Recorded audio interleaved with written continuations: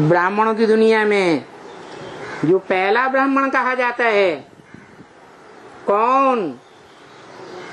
पहला ब्राह्मण सो पहला देवता, पहला देवता सो पहला क्षत्रिय, पहला क्षत्रिय सो पहला वैश्य, वही पहला शूद्र, फिर वही पहला ब्राह्मण।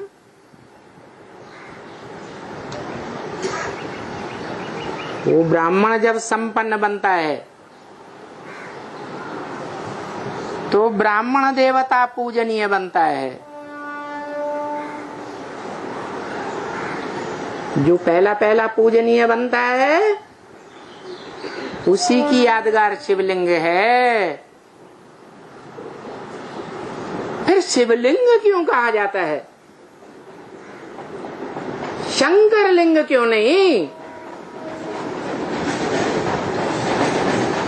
है? बड़ा? अरे शिवलिंग क्यों कहा जाता है? जो बोला ब्रह्म वाक्य में बोल दिया, मुरली में मेरे लिंग की पूजा होती है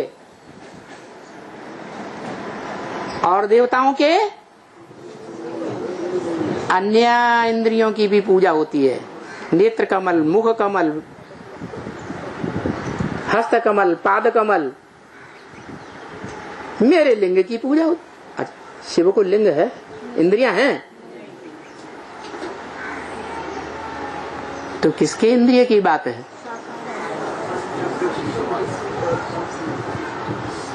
कौन इंद्रिय जीते जगत जीत बनता है?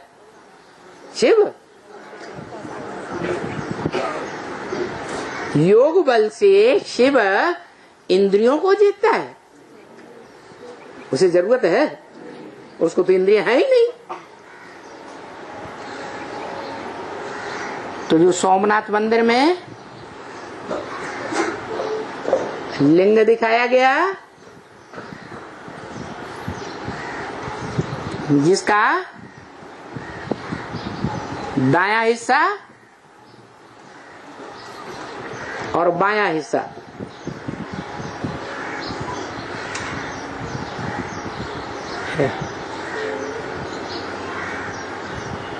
जड़त्व की यादगार है।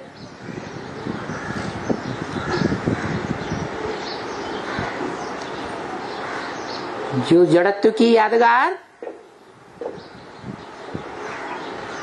प्रकृति की बीज है।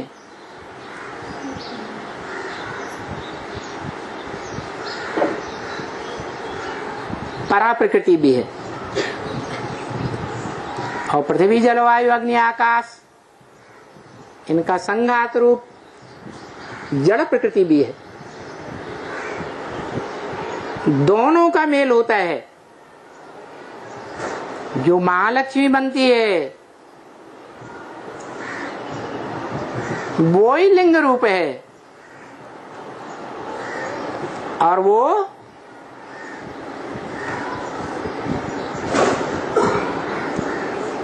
माता है।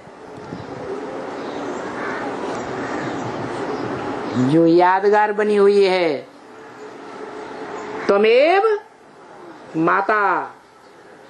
मंदिर में जाते हैं शिव के, हाथ जोड़कर किसके सामने कहते हैं? शिवलिंग के सामने कहते हैं, त्वमेव माता, तू ही मेरी माता है। क्योंकि माता और पिता के रूप में चैतन्य आत्मा, जड़त्वमयी शक्ति के रूप में माता, जो प्रकृति रूपा कही जाती है,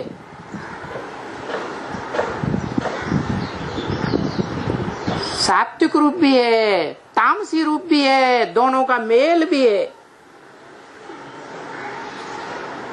और एक ही व्यक्तित्व में वो मेल होता है, जिसे परम पदधारी विष्णु कहा जाता है। विष्णु एक आत्मा का मेल दो आत्मा का मेल, नारायण और लक्ष्मी, दोनों का मेल